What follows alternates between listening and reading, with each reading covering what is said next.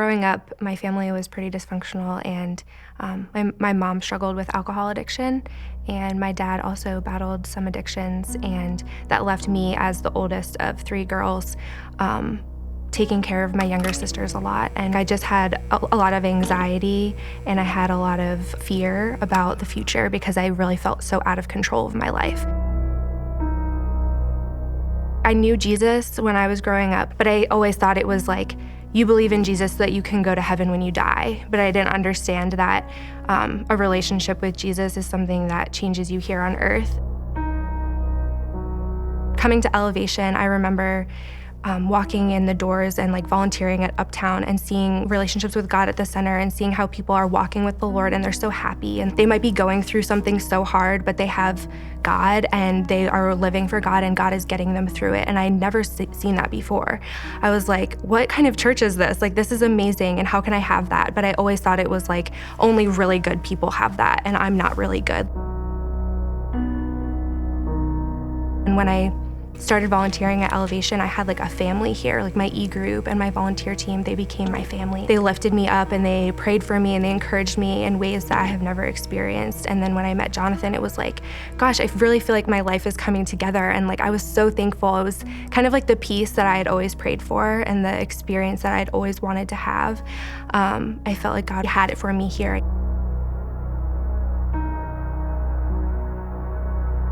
So I went through a period where I felt great, God was doing great things in my life. Jonathan and I got married, and he works at this great church, and I eventually got to come on staff here too, so things were just going so well.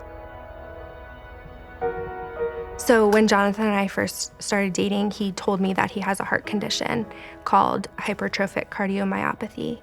And basically what that means is he has an enlarged heart where the walls of his heart are larger than most people. But what it leads to is arrhythmias, and the arrhythmias can cause sudden cardiac death. When he was a teenager, he had to have a defibrillator implanted inside of his chest. We had been married a year and a half. It was Easter weekend, and my sister was coming to visit me. Jonathan was walking the dog, and he comes in from walking the dog, and he says, I think I'm gonna get shocked. And he sits down on the couch and immediately just falls backwards. And I'm like, what's going on? I checked his pulse. He didn't have a pulse. His eyes were rolled back into his head. His face was swelling up. He wasn't breathing. And so we called 911. They're like, okay, you need to get him on the ground and start doing CPR. We put him on the ground, and my sister just started doing chest compressions on him. And it seemed honestly, an eternity until the ambulance arrived. And the EMTs come inside, and it was probably 20 to 30 more minutes that they were performing CPR on him, giving him injections, trying to get his heart to restart, and it wasn't restarting. I just remember walking outside, and everyone was just standing there watching me, and I'm wailing and screaming, on my knees on the ground, crying, just begging God, do a miracle, please do a miracle. I need you to save my husband. We just got married, this can't be happening. When I arrived at the hospital, there was already people waiting, our friends and family waiting for me, and they put us all in a waiting room. I was waiting for the doctor to come in the door and tell me, I'm sorry, but he didn't make it. I was 100% convinced that that was gonna happen. The doctor finally came in. He was like, we got his heart beating again, but he's in critical condition and we have him sedated. And they said that they were gonna do a code cool on him, basically where they cool his body temperature down to a really low temperature to prevent any swelling in the brain and prevent free radicals from attacking his vital organs for 3 days. And then they left me and his parents in the room. And his brother, who has Down syndrome, he was about to leave, and he turns around at the door and he looks at Jonathan and he goes, and on the third day he rose. And it clicked in that moment, oh my gosh, it's Good Friday. And I just got goosebumps all over my body, and I was like, okay, this is what I'm gonna pray for. I'm gonna believe that resurrection can happen. And so from that moment, we just started praying resurrection over Jonathan. Those 3 days were really hard. They were the hardest 3 days of my life. I felt like I had no control over anything. And I felt like God put me in a situation where there was literally nothing I could do except for trust him. It was Easter Sunday, and that was the day that they were going to start rewarming him from the cooling process.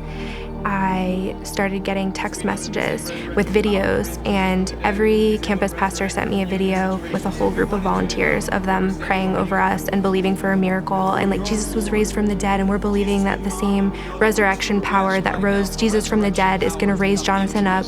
He's going to have no lasting damage. He's going to walk out of here better than when he came in. And Jonathan's believing for a miracle, God. So I walk into the room and I see that there's a little note like attached to a chair. And as I was reading the letter, his mom goes, "Becca, he opened his eyes, look." And I like rush over to his bed and he just opens his eyes like ever so slightly. And I grabbed his hand and I was like, "If you can hear me, squeeze my hand." And he squeezes my hand. And I said, "If you know who I am, squeeze my hand." And he squeezes my hand. And I said, "If you love me, squeeze my hand." He squeezes my hand. And I think I just like lost it. Like I was just so relieved. Not only were his eyes open, but he like had enough functioning to know who I was. It was a true miracle. I remember like blinking my eyes open and asked Becca, like, "What happened? What day is it?" My first thought was honestly, "Oh no, I missed Easter." It's just taught us to appreciate every single day together and not take life for granted, not take for granted what God wants to do through us and how he's working in our lives every single day. And just knowing that he is faithful, we can trust him, knowing that he's in control. So we have to look back at last Easter as, hey, this is proof that God does show off and God can bring us through the hardest of times because we've been there. I have no excuse whatsoever to ever believe God can't do something. This is proof without a shadow of a doubt. God answers prayers, he performs miracles, and he does the impossible.